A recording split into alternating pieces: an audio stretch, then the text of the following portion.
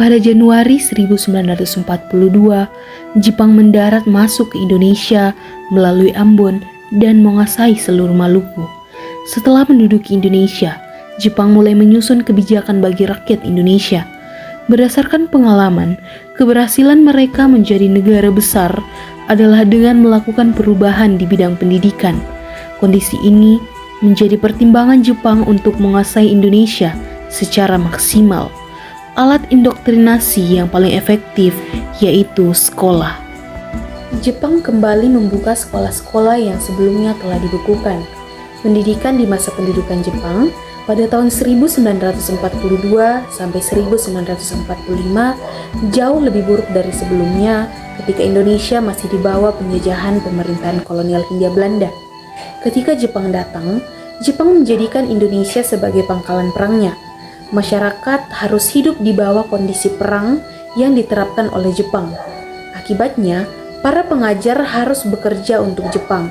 Bahkan, anak-anak juga turut dikerahkan dalam membantu memenuhi kebutuhan perang. Adapun sistem pendidikan di Indonesia yaitu yang pertama pendidikan dasar atau Kokumen Gakko atau sekolah rakyat. Sekolah rakyat ini memiliki masa belajar selama 6 tahun, di mana sekolah rakyat adalah sekolah pertama yang merupakan konversi nama dari sekolah dasar 3 atau 5 tahun bagi pribumi di masa Hindia Belanda. Yang kedua, pendidikan lanjutan. Terdapat 2 pendidikan lanjutan, yakni Shotogakko atau sekolah menengah pertama dengan masa belajar 3 tahun dan Katogakko atau sekolah menengah tinggi yang juga memiliki masa studi 3 tahun. Yang ketiga, pendidikan kejuruan. Terdiri dari sekolah lanjutan yang bersifat vokasional, antara lain bidang pertukangan, pelayaran, pendidikan, teknik, dan pertanian.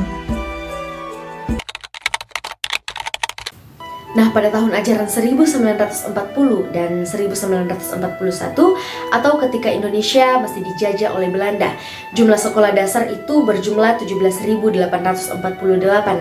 Namun di akhir kependudukan Jepang pada tahun 1944 dan 1945, jumlah sekolah dasar menjadi 15.069. Jumlah guru yang tadinya 45.415 juga berkurang menjadi 36.287. Banyak yang putus sekolah dan buta huruf karenanya. Di sisi lain, pendudukan Jepang juga berdampak positif terhadap pendidikan. Salah satu kebijakan Jepang di bidang pendidikan adalah menetapkan satu macam jenjang pendidikan dasar selama 6 tahun. Dampak positif kebijakan ini adalah diskriminasi di bidang pendidikan yang terjadi sejak masa kolonial Belanda dihapuskan.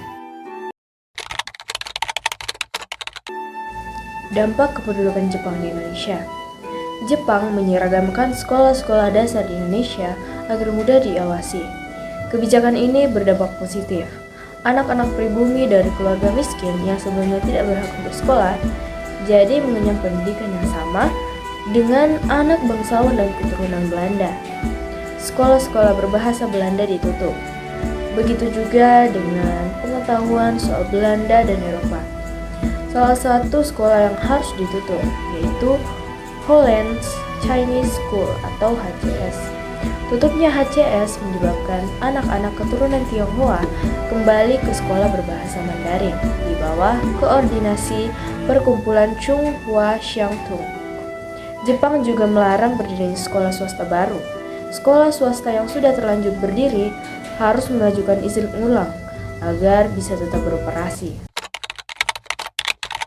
Kerja Dorodi dan Romusa. Kerja paksa zaman penjajahan sekolah swasta yang dulu diasuh oleh badan-badan misi atau zending dibolehkan beroperasi kembali atas diselenggarakan oleh pemerintahan Jepang seperti sekolah negeri. Sekolah swasta baru yang boleh berdiri hanya sekolah yang dibawa kendali Jawa Hokokai. Jawa Hokokai adalah organisasi yang dibentuk Jepang untuk membantu perang. Sekolah swasta lainnya hanya dibolehkan membuka sekolah kejuruan dan bahasa. Taman siswa yang didirikan oleh Ki Hajat Dewantara diubah namanya. Taman dewasa menjadi taman tani, sementara taman guru dan taman madya tutup. Sementara terhadap pendidikan Islam, Jepang berusaha mengambil simpati dengan sering mengunjungi pesantren sambil membawa bantuan. Adapun kurikulum yang diterapkan di Indonesia. Untuk memperoleh dukungan rakyat Indonesia, Jepang mengajak tokoh pendidikan kala itu, yaitu Ki Hajar Dewantara, sebagai penasehat di bidang pendidikan. Sebab, sebelumnya ketika menduduki Manchuria dan Cina, Jepang menerapkan kurikulum Jepang. Untuk itu, kegagalan kurikulum yang terjadi di Cina tidak akan lagi diulangi di Indonesia. Organisasi sosial kemasyarakatan bentukan Jepang di Indonesia. Jepang bersedia mengakomodasi kurikulum lokal. Kendati demikian, ketika Jepang makin terimpit dalam perang, Jepang mengerahkan sendenbu atau petugas propaganda. Tujuannya untuk menanamkan ideologi yang diharapkan dapat menghancurkan ideologi Indonesia merdeka. Jepang mewajibkan setiap siswa latihan disiplin militer keras seperti tentara Jepang. Siswa diwajibkan melakukan kinrohoshi atau kerja bakti. Mereka diminta mengumpulkan bahan-bahan untuk perang, menanam bahan makanan dan membersihkan asrama, juga memperbaiki jalan. Pelatihan ini ditujukan agar siswa memiliki semangat Jepang atau disebut sebagai Nippon Seishin. Mereka juga harus menyanyikan lagu kebangsaan Jepang yaitu Kimigayo, melakukan penghormatan untuk kaisar ke arah Tokyo, menghormati bendera Jepang, Hinomaru, dan gerak badan Taiso.